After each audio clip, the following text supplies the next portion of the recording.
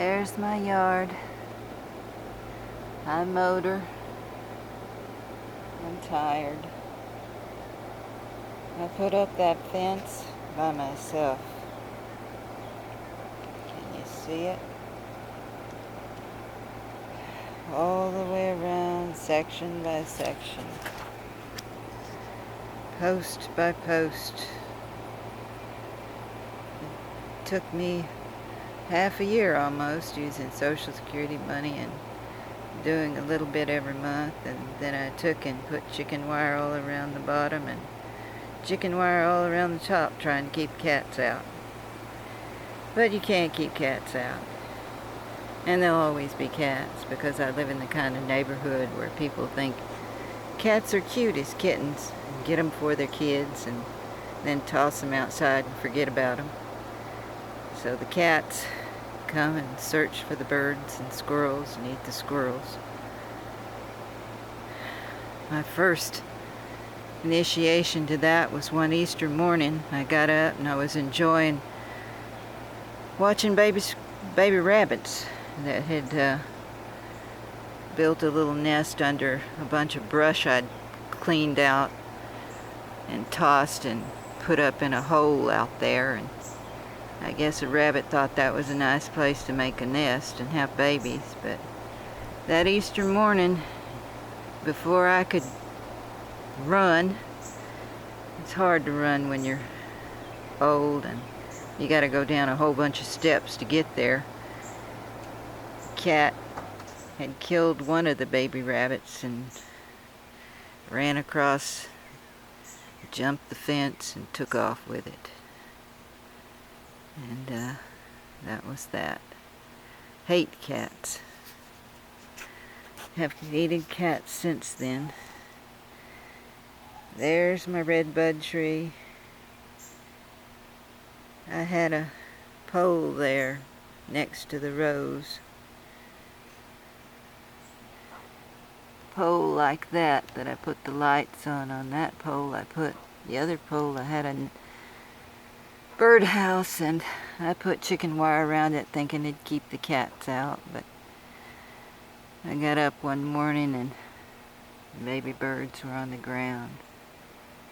Don't know if it was a cat or squirrel, but I do know the neighbor's gray cat had been around my yard off and on, and I'd set my indoor dogs out to chase it off. I have dogs, but they stay indoors.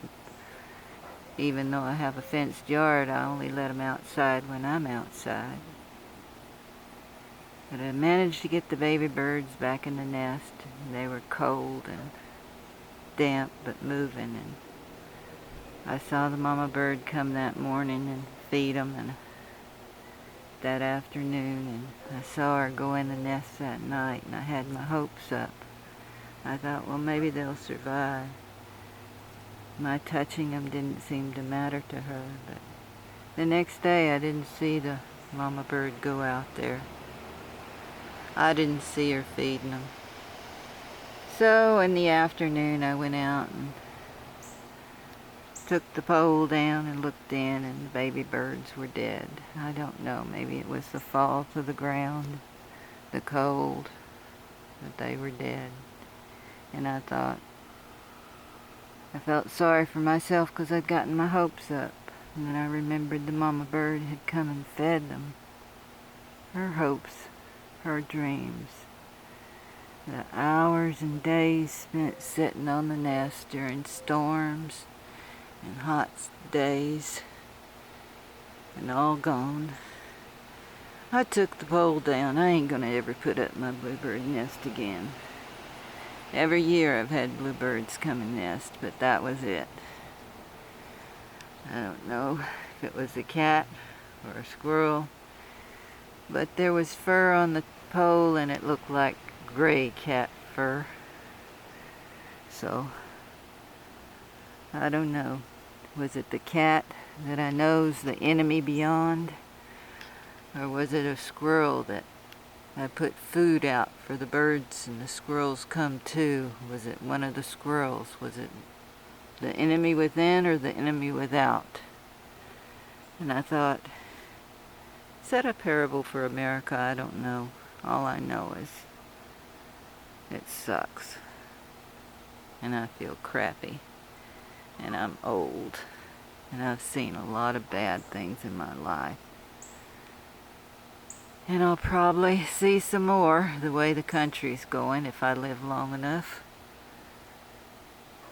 But anyway, I did mow the lawn. You can tell I mowed the lawn. It took me more than a couple of hours. I had to stop and start, and a couple of times I had to go lay down on the living room floor in the air conditioner because my chest was hurting so bad. But I took my medication, my blood pressure medicine and stuff, so I figured, what the hey.